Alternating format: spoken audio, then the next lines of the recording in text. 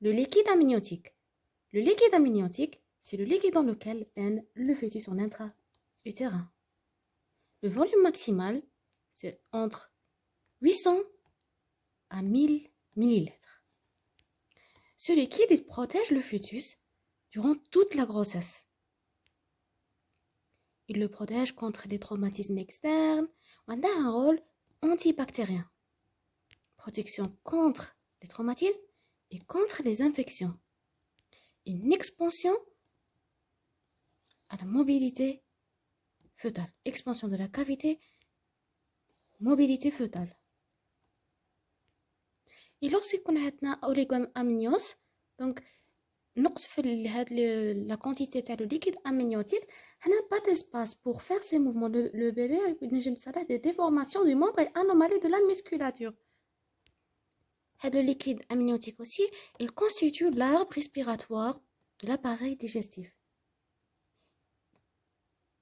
Donc, لازم يكون كاين le liquide amniotique باش يصرى le développement تاع les poumons. Le développement des poumons et de l'appareil digestif, l'appareil respiratoire et l'appareil digestif, elle se fait par le liquide amniotique. Parce que le fœtus, il avale, il respire le liquide amniotique. Le liquide amniotique, c'est un indicateur du bien-être fœtal et de l'état maternel.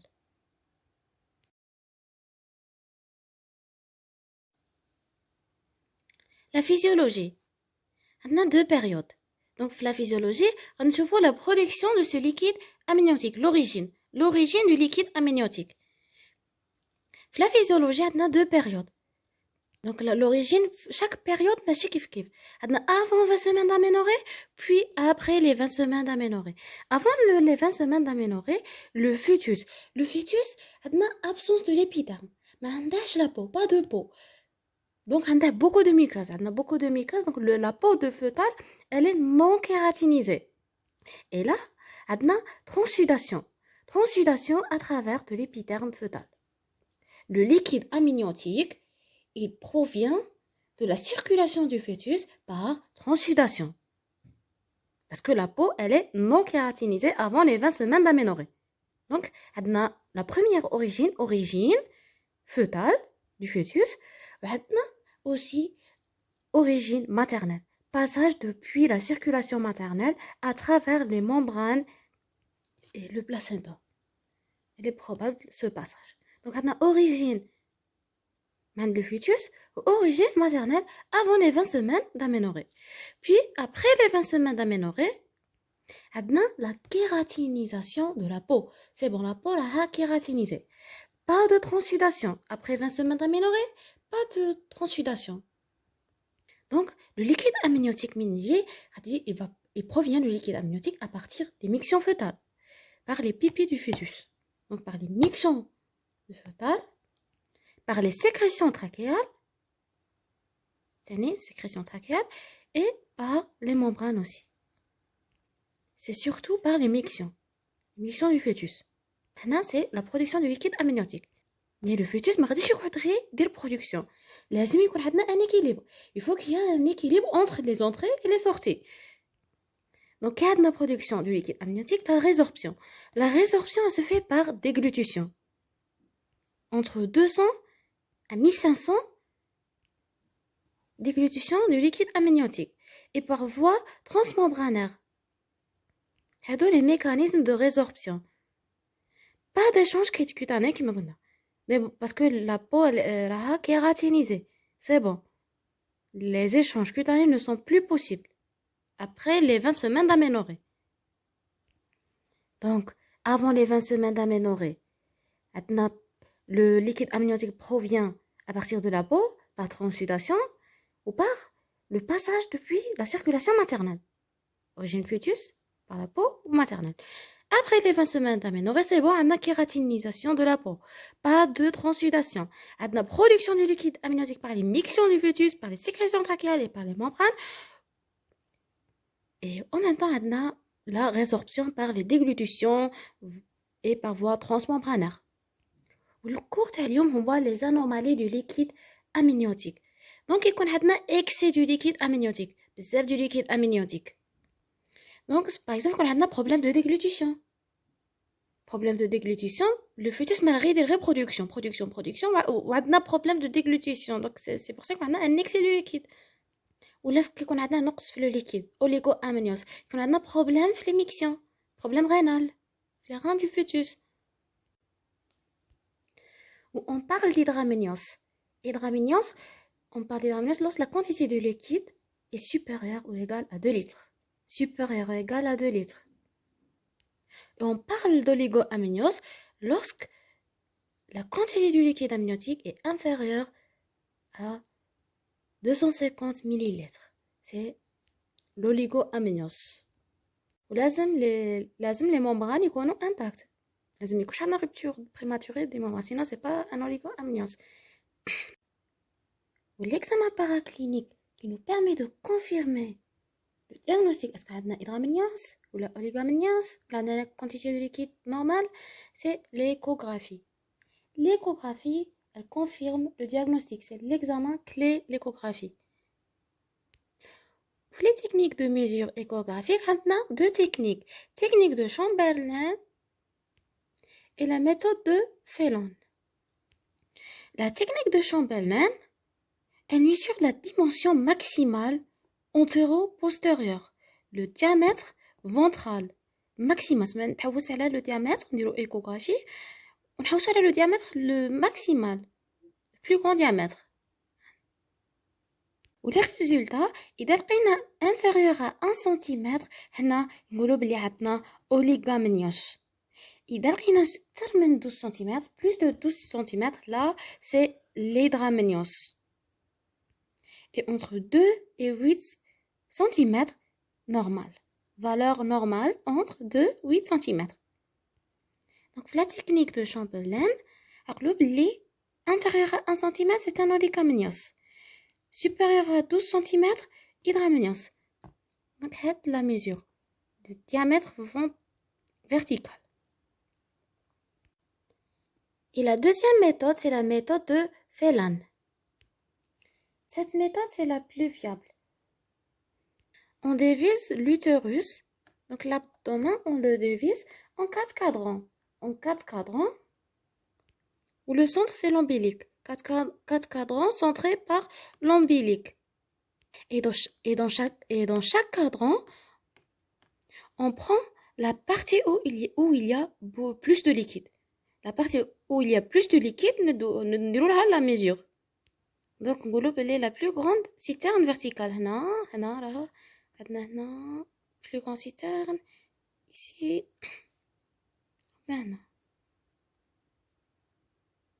Et après mesure des 4 profondeurs, on les additionne. C'est l'index amniotique. إذا لقينا la valeur inférieure ou égale 5, c'est l'oligomnios. إذا لقيناها qui dépasse les 25 cm, c'est l'hydramnios, excès de liquide. Où la valeur normale, c'est entre 8,1 et 18. 8,1 à 18, normal. Donc, les deux méthodes échographiques, de mesure échographique, où la plus viable, c'est la méthode de Phelan. Maintenant, la clinique. La clinique, on trouve l'hydramnios, l'hydramnios aigu et chronique. Ou l'hydramnios aigu, il est très rapide ou grave. L'hydramnios aigu. Maintenant, l'oligomnios. Alors, on commence l'hydramnios aigu. L'hydramnios aigu, il est très rapide, grave, survient généralement pendant le deuxième trimestre. Le deuxième trimestre, ma 4, 5, 6. Mois 4, 5, 6. Donc, l'hydramnios aigu, l'installation elle est très rapide. Tu fais la patiente, tu vois tous les dans une semaine avec un ventre important, n'arrive même pas à marcher. Tandis que l'hydramnios chronique, l'installation est insidieuse, plusieurs mois, elle a le temps pour s'adapter, elle supporte, ou l'augmentation de la quantité du liquide, elle se fait progressivement. Le diagnostic. Le début est brutal, précoce au cours du deuxième trimestre, où cliniquement on a une douleur abdominale continue à irradiation lombaire, des signes cardiovasculaires, dyspnée d'effort, puis de décubitus, une cyanose, l'état général altéré, pouls filant et une hypotension artérielle. l'hydramnios aiguë, la conduite à tenir, لازم نديرو ponction évacuatrice répétée de la plus grande quantité de liquide amniotique. نديرو des ponctions répétées. Mais en cas d'intolérance maternelle grave, on peut procéder à interruption. L'interruption médicale de la grossesse. C'est bon, arrêt de la grossesse médicalement. C'est en cas d'intolérance maternelle ou grave. C'est pour sauver la maman. En cas d'intolérance. D'accord? Donc, comme on a l'installation rapide ou un gros ventre rapidement, des douleurs, des signes cardiovasculaires, dyspnée de décubitus, cyanose, état général altéré. L'état général altéré, poufilant, hypotension artérielle. L'inspection. L'inspection, غادي نشوفوا بلي عندنا une hauteur utérine excessive, un ombilic déplissé, circulation veineuse collatérale et des œdèmes. La palpation, elle est très douloureuse. La palpation, l'utérus, il est tendu en permanence. On ne perçoit pas ou difficilement le pôle fœtus. On a la palpation de l'abdomen. La palpation de l'abdomen, on peut, côté les liquides, on ne palpe pas le fœtus. Le signe de Fallot. Le signe de Fallot, ballottement fœtal excessif. Ce qui est excès du liquide. On a le signe de glaçon. Le toucher vaginal, la présentation immobile. L'auscultation, les bruits du fœtus. Les bruits cardiaques du fœtus qu'on est loin. Et au toucher vaginal, un segment inférieur très mince, col, liaison et ouvert, qui permet un accès très large aux membranes tendues. Les membranes qu'on a tendues, col et ouvert. Comme je vous l'ai dit, l'hydramnios aiguë, la prise en charge, c'est des ponctions évacuatrices. On a excès de liquide ou la quantité radicale rapidement, لازم نديرولها des ponctions. Comme quand tu vois la clinique, on a altération état général, des douleurs, signes cardiovasculaires. Donc c'est en cas d'intolérance maternelle grave ou l'état tahayouli grave, on procède à arrêter la grossesse. C'est l'hydramnios aiguë. Après, on va voir les étiologies. On va les hydramnios, les diagnostics, puis, moi, le diagnostic, on va voir les étiologies. Maintenant, l'hydramnios chronique. L'hydramnios chronique, l'apparition, elle est tardive. Troisième trimestre, 28 semaines d'aménorrhée.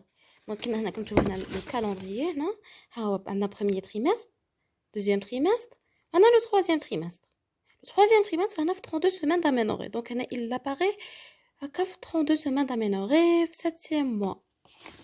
Donc, l'hydramnios chronique, l'apparition, elle est tardive après le 28 semaines d'aménorrhée où l'installation, elle est lente. Les signes fonctionnels, on a une tension et douleur abdominale à irradiation lombaire, pesanteur pelvienne, une diminution des mouvements du fœtus. À l'examen clinique, l'inspection se voit qu'il y a une augmentation de la hauteur utérine par rapport à l'âge gestationnel.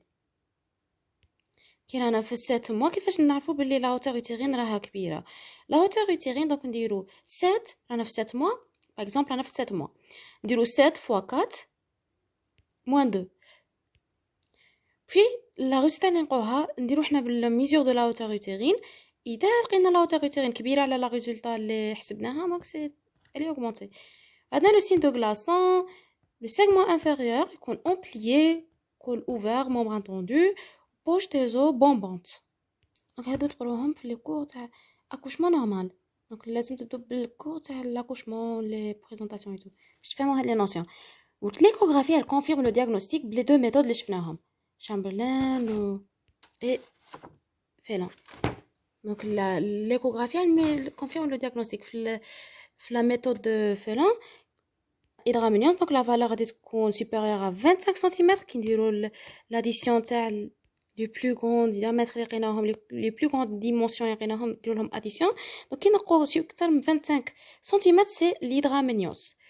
La technique de Chamberlain, qui n'a supérieure à 12 cm, c'est l'hydramnios. L'échographie, c'est l'examen clé. Plusieurs situations sont cliniquement sont individuelles. C'est l'hydramnios compliquée, hydramnios fœtale, malformation fœtale et hydramnios isolée. علاش عندنا هاد لي ديفيرون فورم باسكو في l'étiologie عندنا soit l'étiologie تكون d'origine de fœtale soit origine maternelle donc غادي يكون عندنا plusieurs formes selon l'origine de l'hydramnios selon l'étiologie. Lors de l'hydramnios compliquée, là, il faut rechercher un diabète maternel, une alloimmunisation rhésus, syndrome transfuseur transfusé, myotonie de 30, toxoplasmose, syphilis et CMV. Les malformations fœtales sont généralement évidentes à l'échographie et l'hydramnios isolée, il faut faire une enquête étiologique approfondie. Dans l'oligoméniose, donc maintenant diminution de la quantité du liquide amniotique. Et les signes cliniques, maintenant tableau clinique, il est pauvre. Donc diminution des mouvements fœtales, diminution de ballottement du fœtus, hauteur utérine diminuée et l'utérus, la paroi molle le fœtus. Il y a un interrogatoire examen clinique à la recherche d'une pathologie maternelle. L'examen complémentaire, l'échographie confirme le diagnostic, c'est l'examen clé. La plus grande cité moins de 2 cm ou l'index amniotique inférieur à 8 cm. L'index amniotique, c'est la somme des 4 dimensions. Somme des 4 dimensions, la méthode de Phelan. Donc c'est l'index amniotique qui compte inférieur ou égal à 5 cm, des fois 8 cm, je ne sais pas. Donc chaque source je fais déjà le cours de la prof d'un 5 8 ou parce qu'il y a des valeurs marginales. Donc la normale c'est entre 8,1 ou entre 18, entre 5,1 8 c'est la valeur marginale, puis près de 5 cm c'est l'oligomniose. La diamètre, la dimension maximale, c'est qui est inférieure à 1 cm, c'est l'oligomniose.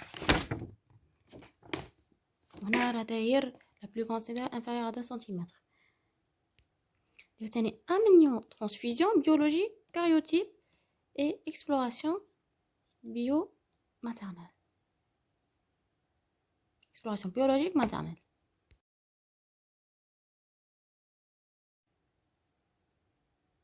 Maintenant, pour les étiologies, on commence par les amnios aigus lorsqu'on a les cônes rapides et tout. Les draminios aigus d'installation rapide et grave. Les étiologies, on a les malformations fœtales majeures. Les malformations majeures, anencéphalie et les polymalformations. Donc l'anencéphalie, pourquoi l'anencéphalie? Parce que l'anencéphalie, il manque des commandes nerveuses de la déglutition. Quand on a un manque des commandes nerveuses de la déglutition, le fœtus met des déglutition, donc on a excès de liquide. Parce que là, on a production, mais quand je élimine pas de déglutition. Donc c'est pour ça qu'on a un excès de liquide. Par exemple, on a l'anencéphalie, les polymalformations. L'anencéphalie, même les raminios chroniques, c'est quoi? On a le syndrome transfusé au cours d'une grossesse monocoriale. Grossesse monocoriale, لازم تكون monocoriale. Un seul placenta. La grossesse gémellaire. On a deux fœtus, un seul placenta. Un seul placenta, on a risque de ce syndrome transfusé. En fait, le syndrome, lorsqu'on a un fœtus en retard croissance intra-utérin plus à l'oligomnios, le deuxième sera en macrosomie et en hydramnios. Maintenant pour l'hydramnios chronique. L'hydramnios chronique, le mécanisme de l'hydramnios chronique, soit un excès de production, donc augmentation de la diurèse, problème au niveau des reins, une production كبيرة, soit une solution de continuité cutanée de revêtement du fœtus. Vous voulez dire excès de production. Excès de production ou là par diminution des sorties. Diminution des sorties, donc anomalie de la déglutition, anomalie du transit digestif. Donc les anomalies digestives, mais je vais dire les déglutitions, on a excès. Donc on a excès parce que on a reproduction sans sortie. soit يكون عندنا excès في les productions soit problème في les sorties. Alors maintenant je vois les étiologies. Les étiologies عندنا les malformations du fœtus 40%. On a les causes annexielles, des causes maternelles, c'est la maman, la maman. On a des causes idiopathiques, qui sont généralement de bons pronostics. Les malformations du fœtus, on a les malformations du système nerveux central, on a les anomalies de tube digestif et et autres anomalies cardiaques, pulmonaires, urinaires, les anomalies chromosomiques et musculaires. Les malformations du système nerveux central, la l'encéphalie, l'hydrocéphalie et spina bifida. Donc, c'est par ce qu'on a anomalie des commandes nerveuses, qui m'a dit comme anomalie des commandes nerveuses. Qui m'a fait l'anencéphalie, un manque de commandes nerveuses de la déglutition. Spina bifida, le système nerveux central est ouvert. Donc, le LCR, il va passer dans la cavité amniotique. Il y a un excès de liquide amniotique. Spina bifida, on a ouverture du système nerveux, passage du LCR. LCR passe dans la cavité amniotique parce que le système nerveux est ouvert lors du spina bifida. C'est qu'on a un excès de liquide. Ou l'anencéphalie a une diminution, manque des commandes nerveuses de la déglutition. Donc la déglutition, madesrage, ou une diminution des sorties, un excès de liquide amniotique. Maintenant, les anomalies de type digestif. Les anomalies de type digestif, 25%. On a la fente palatine, atrésie de l'œsophage, atrésie au sténose duodénal et hernie diaphragmatique. Donc, on a la pédiatrie. Les anomalies de généralement anomalies de la déglutition. Donc, on a les sorties, on a des productions. Production, c'est normal, on a hydramnios. Pour les malformations du système nerveux central, on a les plus fréquentes. On a les autres malformations cardiaques par transposition de gros vaisseaux, on a augmentation du débit cardiaque, une tachycardie supraventriculaire, même les anémies fœtales sévères, on a des dramnios, on a des causes pulmonaires, une masse intrathoracique, des causes urinaires. Donc, on a des causes urinaires, on a excès de production. Par exemple, la polykystose rénale, hydronéphrose. Ou la polykystose rénale, دايرينها même في l'oligomenios وانا ما حاولتش عليها donc ما لقيتش information عليها الغالب. و chromosomique, عندنا anomalie chromosomique et musculaire. Maladie neuromusculaire, immobilisme fœtal, absence de la déglutition. Les anomalies هادو. Donc هادو هما les malformations du fœtus في les étiologies hydramnios chroniques. عندنا تاني des causes annexielles. L'anastomose vasculaire artério-veineuse, tumeur, malformation et thrombose. C'est هادو اللي فيهم في les annexes. Malformation des annexes, thrombose, tumeur de l'annexe. Les annexes normalement ovaires et trompe. Les causes maternelles, les causes maternelles les connaissent 20%. Mais les causes fœtales هما الأكثر. Malformation du fœtus 40%. Ou les causes maternelles, on a 20%. On a le diabète. Le diabète lorsqu'il est mal équilibré. Parce que le diabète, il a la macrosomie. Donc, on a court diabète et grossesse. Donc, le diabète, lorsqu'il est mal équilibré, chez le fœtus, la conséquence, le fœtus, c'est qu'on a hyperinsulinisme. Hyperinsulinisme, c'est un facteur qui favorise la croissance. Donc, le fœtus, on dit qu'il est smine, ou macrosomie. Et là, la diurèse, la diurèse de fœtus, donc on a un excès de liquide amniotique hydramnios chronique. On a l'allo-immunisation rhésus. L'incomptabilité, c'est en rapport avec l'anasarque, la polyurie et le ralentissement de la déglutition secondaire à l'œdème de la région glossopharyngée. Donc, on a un anasarque, un œdème de la région glossopharyngée où le fœtus ménage de la déglutition, on a un excès de liquide, on a une polyurie Donc هادو تشوفوهم في الكور تاع l'incomptabilité, l'allo-immunisation, Rhésus. Ou les infections maternelles, CMV, syphilis, toxoplasmose, herpès, علاش parce que هاد les infections يديرونا des malformations du fœtus. Par exemple, le toxoplasmose, إذا كانت l'infection في premier trimestre, هنا يكون عندنا risque de malformation nerveuse et oculaire. toxoplasmose يكون عندنا le risque de contamination. هي ما كانش risque كبير باش premier trimestre ما كانش risque كبير باش تنقل le virus le toxoplasmose parasite. هذا le parasite toxoplasmose le fœtus. Mais إذا vraiment دارت la transmission vers le fœtus, هنا عندنا un risque de photopathie, même de mort du fœtus in utero. Puis au troisième trimestre, l'infection par toxoplasmose, généralement le fœtus est normal. Le problème est qu'on arrive le premier trimestre, l'infection premier trimestre. Le CMV. Le CMV, إذا la maman quand صارت لها une infection par CMV, le CMV se retrouve dans les liquides de l'organisme. La contamination se fait par salive, urine, par respiratoire. Et pour le fœtus, إذا صارت la contamination par CMV, sa transmission, le fœtus غادي نكون عندنا risque de retard croissance intra-utérin sévère, anomalie neurologique et anasarque. C'est pour ça qu'on a hydramnios. عندنا anomalie neurologique et anasarque. L'herpès ما نبليش علاش زادوه. Normalement l'herpès في كوردنا بلي la transmission تكون après rupture prématurée des membranes ou là lors du passage dans les filières génitales. Donc c'est ce que je sais. كملنا مع ليزيتولوجي تاع لي غانيوس كرونيك. دروك l'oligo-aménios. Le principal mécanisme c'est l'oligurie, donc diminution de la production de l'anurie fœtale, qui a pour conséquence l'immobilisme fœtal. Mais avant l'oligo-aménios هو diminution تاع le liquide amniotique. C'est normalement au premier هي ماشي cause هذه, mais il faut éliminer la rupture des membranes.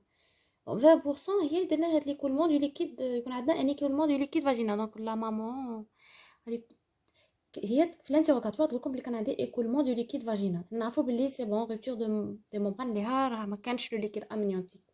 Donc il faut éliminer la rupture des membranes. C'est une pathologie en dehors des anomalies du liquide amniotique. Le diagnostic de la membrane, la rupture prématurée des membranes, il est évident. Il est évident parce que on a la notion de liquide qui s'écoule. Ou tenez la rupture prématurée des membranes, dirou spéculum, on dirait la manœuvre de Tarnier. Au niveau de la présentation, on la bouge. Essayons de bouger la présentation. Et dès qu'on a issu du liquide, donc ça signe qu'il y a une rupture prématurée des membranes. C'est le signe de Tarnier. Trouve la rupture prématurée des membranes. Donc il faut éliminer une rupture prématurée des membranes. Et maintenant, le cours تاعنا اللي هو l'oligoménios. On a vu le mécanisme, le principal mécanisme c'est l'oligurie ou l'anurie fœtale qui a pour conséquence l'immobilisme fœtal. Donc le fœtus ما غاديش يعطينا anomalie de position, ما غاديش نجم يبوجي مليح parce que ما عندناش بزاف liquide. هنا غادي تكون عندنا déformation cutanéo musculaire et articulaire. Des déformations cutanées, musculaires et articulaires l'olium. Décrète papataire, faciale aplatie, rétrognatisme, retard de croissance ou déformation posturale. On a le cordon, un cordon court. On a hypoplasie pulmonaire. Pourquoi hypoplasie pulmonaire? Parce qu'on a le liquide amniotique, il permet le développement du poumon. On a oligoménios, on a hypoplasie pulmonaire. Maintenant, les étiologies. Les étiologies de l'oligoménios. On a des causes fœtales, des causes maternelles. Pour les causes fœtales, on a les pathologies malformatives. Elles sont dominées par les malformations urinaires. Polykystose rénale, dysplasie multikystique, agénésie rénale bilatérale. Donc, on a les anomalies rénales. Ce qu'on a soit atteinte du rein lui-même, soit ce qu'on a agénésie. Agénésie, c'est l'absence. Donc, agénésie rénale, absence du rein. Donc, pas de miction. On a fait l'agénésie rénale. La polykystose rénale, le rein augmente de taille, ou rah enkysté. Si ma fait les anomalies, comme on a soit atteinte de rein lui-même, soit une obstruction les voies urinaires, soit cause fonctionnelle. On a hypovolémie, c'est l'insuffisance rénale fonctionnelle. On a diminution de la vascularisation, la fonctionnelle, hypovolémie. Donc, pour les malformations urinaires. Les causes fœtales. Maintenant, même le syndrome de transfuseur transfusé. Parce que le syndrome de transfuseur transfusé, maintenant, juge deux amnios, deux cavités amniotiques. Donc, on a la grossesse gémellaire. Maintenant, هذا plusieurs types de grossesse multiple monozygote. Donc حنا في la grossesse gémellaire monocoriale biamniotique qui يكون عندنا un seul placenta ou deux cavités amniotiques. Donc من عندنا un seul placenta عندنا risque des anastomoses vasculaires, donc risque de syndrome transfuseur transfusé. Normalement qui يكون un bébé en hydramnios le macrosomie, l'autre يكون en retard de croissance intra-utérin يكون en oligomnios. On est pour le syndrome transfuseur transfusé. Maintenant, un retard de croissance intra-utérin par hypoxie ou oligurie. Par hypoxie et oligurie. Et quand on a un retard de croissance intra-utérin, il faut chercher une pathologie maternelle. Pathologie vasculaire. Doppler des artères utérines. Le retard de croissance intra-utérin de cause infectieuse. Donc, rechercher une cause infectieuse. Quand bébé a un retard de croissance intra-utérin, il y a une étiologie là, rechercher au cariotype. On a des causes hétérogènes, médicaments, mais les INS, antiprostaglandines, et les IEC, inhibiteurs d'anticonversion. هذول les médicamenteuses. نجمو يديرو هاد الأوليغامنيوس. On a des causes maternelles. Les causes maternelles, on a l'hypothyroïdie, le syndrome vasculorénal. Le syndrome vasculorénal, c'est la prééclampsie. C'est l'hypertension artérielle plus proteinurie. Donc, on a un apport réduit au retard de croissance intra-utérin, le prééclampsie de la mère, le tabagisme, la rubéole.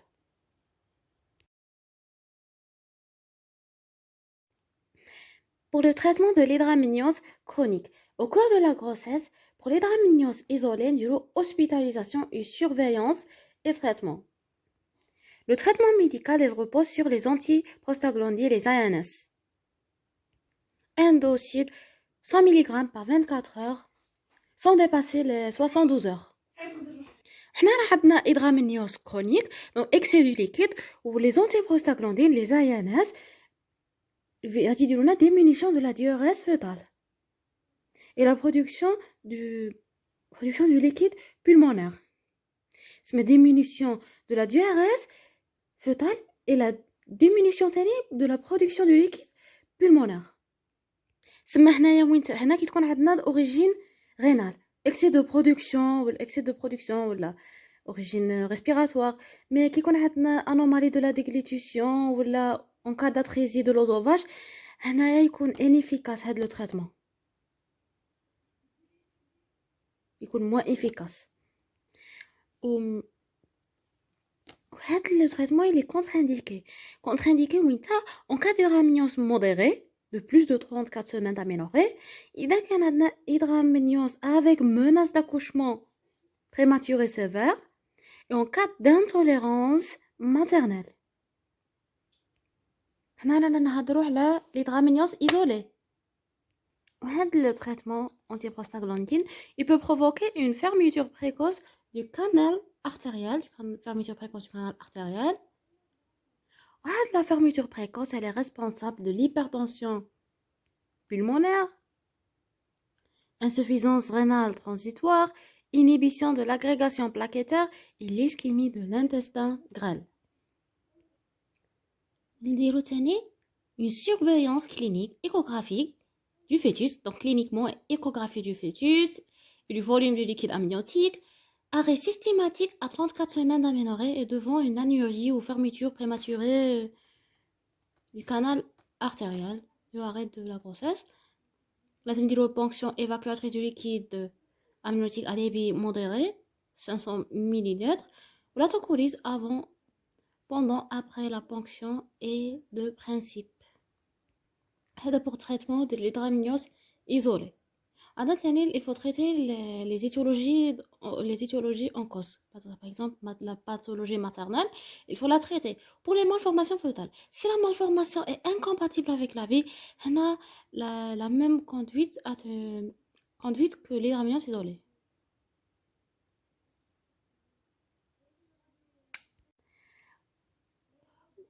Pour la malformation fœtale, donc, إذا كانت compatible avec la vie, ديروا هاد لا كوندويت ا تونير. دونك اذا لقينا لا كوز لقينا لوريجين باسكو لي دامينيوس ايزولين نكونوا عاد ما لقيناش لوريجين ولا ليتيولوجي. نديرو دي زيكزامان كومبليمونتير à la recherche d'une étiologie fort, de recherche approfondie, de échographie à la recherche des malformations, de bilan biologique maternel, glycémie, sérologie, بالكشف infection, toxoplasmose, rubéole, syphilis. Donc هاد لي تيست باش نعرفوش orientation vers l'étiologie, est-ce qu'on a une malformation ولا infection. المهم حنايا كي تكون la malformation compatible avec la vie نديرو هاد la conduite à tenir. Antiprostaglandine, un dossier, عندنا هادو les contre-indications وعندنا les effets secondaires تاع هاد les traitements.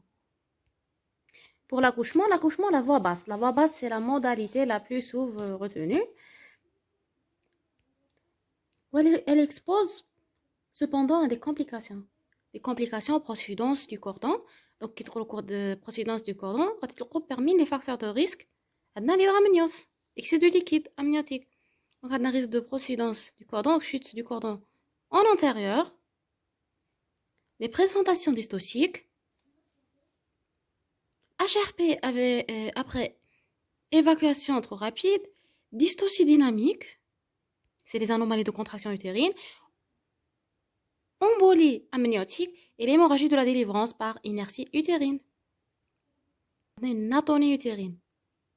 تاني كي تقولوا l'hémorragie de la délivrance ça تروح على l'atonie utérine. Un utérus qui ne نجمش يدير la délivrance quand on a une hémorragie de la délivrance. Et l'accouchement, expulsion du fœtus et à la naissance, nous avons un examen complet du nouveau-né à la recherche d'une anomalie passée inaperçue. Parmi les aux avoirs, j'ai un chauffe-eau. Nous avons un examen micro et macroscopique des annexes. Maintenant, le traitement de l'oligoménios. La conduite à tenir est en fonction de l'évolution du pronostic. Il y a le pronostic défavorable. إذا كان le pronostic défavorable هنا ما نديروش traitement. Abstention thérapeutique. كي يكون le pronostic favorable, l'évolution favorable, نديرو une amnio-infusion par voie transabdominale. Cette technique consiste à introduire du sérum physiologique à l'intérieur de la cavité amniotique, une solution isotonique d'électrolyte chauffée à 30 degrés plus adjonction d'un colorant. Avant 24 semaines d'aménorrhée, l'amnio-infusion dure quantité de 100 ml. Après 24 semaines d'aménorrhée, entre 150 et 300 ml. Pour l'accouchement, si les conditions obstétricales sont favorables, voix basse. Donc, et il faut faire d'abord un test au Synto avant le déclenchement artificiel du travail. La surveillance du travail doit être stricte, monitorage et pH-métrie. L'examen du nouveau-né est systématique. Le pronostic, il dépend de la sévérité et de l'âge de son apparition au cours de la grossesse, en fonction de l'étiologie. Même après avoir écarté une cause malformative, le pronostic de l'oligoamniose reste sombre, avec une morbidité néonatale élevée.